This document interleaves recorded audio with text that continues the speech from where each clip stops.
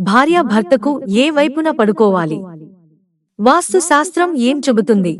వాస్తు శాస్త్రంలో భార్యాభర్తలు ఎలా పడుకోవాలో వివరించబడింది.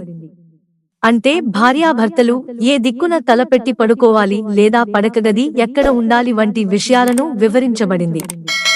దీనితో పాటు భార్య మంచానికి ఏ వైపు పడుకోవాలి అనేది కూడా ముఖ్యం. వాస్తు శాస్త్రం ప్రకారం భార్యాభర్తల గది దక్షిణం వైపు ఉండాలి. అలాగే మంచం చెక్కతో తయారు చేసిందే ఉండాలి. మంచి స్థితిలో ఉండాలి. విరిగిన మంచం మీద ఎప్పుడూ నిద్రపో.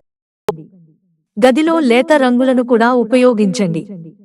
వాస్తు శాస్త్రం ప్రకారం భార్య భర్తకు ఎడమ వైపున పడుకోవాలి. భార్య తన భర్తకు ఎడమ వైపున పడుకోవడం శ్రేయస్కరం.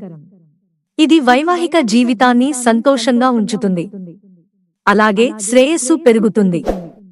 భార్య తన భర్తకు ఎడమ వైపున నిద్రిస్తే భర్త అదృష్టం కూడా ఆమెకు అనుకూలంగా ఉంటుంది.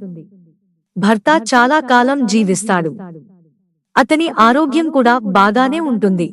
సంపద పెరుగుతుంది.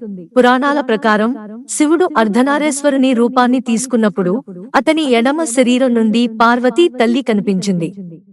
అందుకే హిందూ మతంలో భార్యను స్వార్థపరుడని అంటారు. అంటే ఎడమ అంగానికి అధికారం.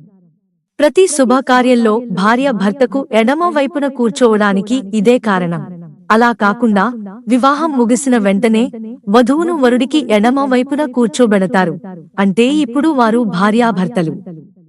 భార్య తన భర్తకు ఎడమ వైపున పడుకోవడానికి ఇదే కారణం. మిత్రులారా, ఛానల్ సబ్స్క్రైబ్ చేసుకోవడం మర్చిపోకండి. ధన్యవాదాలు.